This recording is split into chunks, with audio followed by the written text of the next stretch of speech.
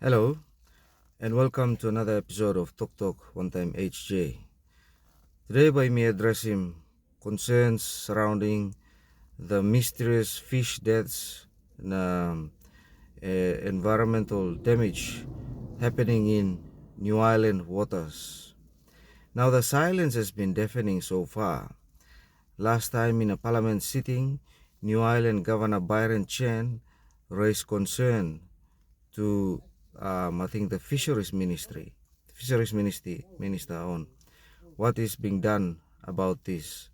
And the fisheries minister, Jelta Wong, gave an undertaking of coming back with an answer in 2 weeks' time. It's now almost a month or more after that, and you may not noise now. You may not clear talk out lo. One something will come up.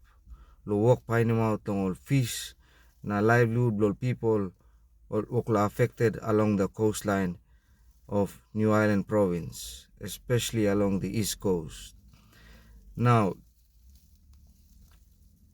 what is this la Sam J Kaupa releasing one statement regarding this New Island fish deaths, high pH mystery, and government inaction.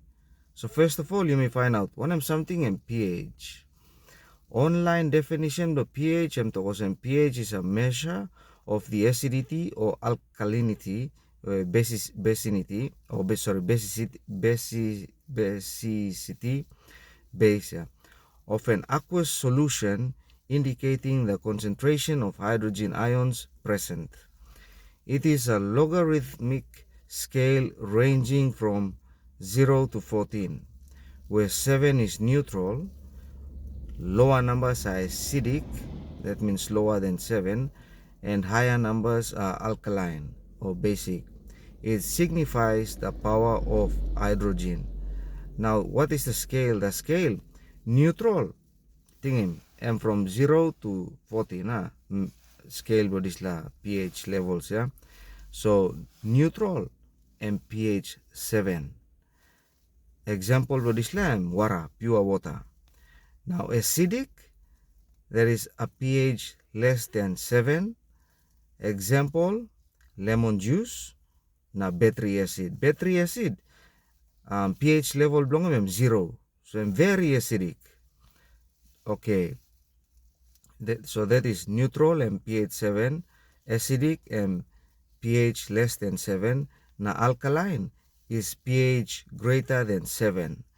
Example, soap, ammonia, laundry detergent na kaino sema. Now, you may have statement below SMJ Kaupa M1M. So, M2 the reported seawater pH levels of 12 to 13.5. Tingin, scale ya 0 to 14. Na reported levels ya, it's from 12 to 13.5. In New Island are not just an environmental anomaly, they are a biological death sentence. For context, seawater should sit at 8.1. A jump to 13.5 means the water has become tens of thousands of times more alkaline, effectively turning sections of the coastline into a caustic bath. This explains the horrific reports of fish with popped eyes and skin burns on residents. Despite the severity of this crisis, the response from relevant authorities has been characterized by an unbelievable and dangerous laxity. This issue was first reported as far back as December 2025, yet it has been met with staggering indifference. While the head of the province was reportedly preoccupied with political maneuvering and office-sitting disputes, the plight of the people was ignored, and an ecological catastrophe was allowed to fester for months. Now, the executive summary: a pH range of 12 to 13.5 is almost impossible to achieve through natural geological events alone. It is a clear smoking gun. for massive chemical contamination. Such levels are consistent with a major discharge of caustic soda or sodium hydroxide, a chemical used extensively in mineral processing. The failure of the provincial leadership and national regulators to move beyond political distractions to identify the source of this poison is a betrayal of public trust. Now, urgent recommendations and demand for accountability. The following agencies must move beyond monitoring and take aggressive investigative action. Number 1, MRA, the Mineral Resources Authority. Immediate inspectorate deployment. The MRA inspectorate must stop managing from a distance and get boots on the ground at Simberi and Lihir. There must be an exhaustive investigation into unreported chemical spillages, pipeline ruptures, or failures in deep-sea tailings placement, DSTP systems. Geological investigation. MRA geologists must immediately determine if abnormal subsea geological events have occurred through the technical likelihood of a natural pH of 13, though the technical likelihood of a natural pH of 13.5 is nearly zero compared to industrial negligence. Now, equipment validation. Every sensor and probe used in these investigations must be formally calibrated and tested against high-range buffer solutions before and after deployment. This is critical to rule out equipment failure or sensor drift. Ensuring the data used to hold polluters accountable is legally and scientifically bulletproof. Now, number 2, MSEPA, Conservation and Environment Protection Authority, and the regulatory silence. SEPA's slow reaction to an emergency that has been brewing since late 2025 is unacceptable. They must immediately deploy high-range pH sensors and fingerprint the water to identify the specific industrial regions present. Now, data integrity check. SEPA must verify that all field readings, including those reported by community groups, were taken with certified, calibrated equipment. If the equipment hasn't been tested for high alkalinity environments, the readings must be re-verified immediately to ensure the mystery isn't a result of faulty hardware. Enforcement. If a source is identified, SEPA must move beyond fines and exercise its power to issue immediate stop work notices to prevent further discharge. And number 3, NFA, National Fisheries Authority, Food Chain Protection. The NFA must stop the wait-and-see approach. A total ban on the consumption and sale of marine life from the affected zones must be enforced, with high visibility patrols to prevent a secondary public health crisis. Now, necropsy reports.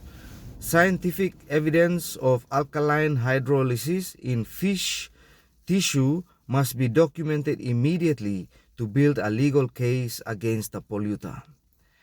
And critique of the current response.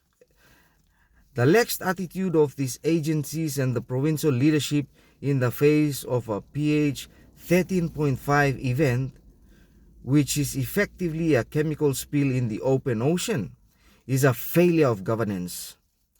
When leadership prioritizes political survival over the health of the environment and the people, the result is the slow-motion disaster we see today. The mystery isn't just why the fish are dying. It's why the regulators and leaders were still playing politics while the ocean was being poisoned. It is time to prove the readings were with calibrated equipment and hold the responsible parties accountable for their negligence. Now that is the end of Sam Kaupa's statement. The other thing was a document was recently just leaked about a ministerial directive or ministerial letter to the CEO of Saint Barbara Limited, operating on Simberi gold mine. Yeah? And the subject is about non-compliance with environmental permit. And this letter is dated October last year, 2025. And what a coincidence that all fish deaths here started around the end of last year. Now this letter was in October, 1st of October 2025, and the mysterious fish deaths along the coastline of New Ireland began around December or November-December of 2025. And it's interesting to see some of the highlighted findings of the report. One of them is what is this? Non-compliance with conditions 19, 48, 49, 50, and 51 of Environment Permit WDL3 brackets 36 relating to the mandatory operation of the detoxification plant. Its decommissioning in 2012 and subsequent abandonment constitute a direct and ongoing breach. Replacement by a dilution and detection system in 2021 does not satisfy the explicit requirements of the permit. Non-compliance with environmental permit, yeah. Letagolo Simberi, yeah. And the other one is discharge of inadequately treated tailings into the deep sea tailings placement system since commencement of operations, believe it or not. This is evidenced by trace contamination, bioaccumulation of arsenic and heavy metals, and observable marine ecosystem stress, including declining coral cover and sediment transport into mangroves. Can you believe this, New Ireland? This was since the big commencement of operations by Simberi. And this is not light. This has to be taken very seriously. Now, a recent press statement has just indicated that Governor Byron Chen is out there chasing after royalties. And what about these serious issues that is affecting the livelihood of people along the coastline? Something needs to be happening now. Authorities need to come out clear on what is happening with these mysterious fish deaths and what actions are being taken. The people are dying out there. This is the livelihood of the people we're talking about. And it's even affecting their health. There are skin conditions developing because of this contamination along the coastline. Something is to be done about it now.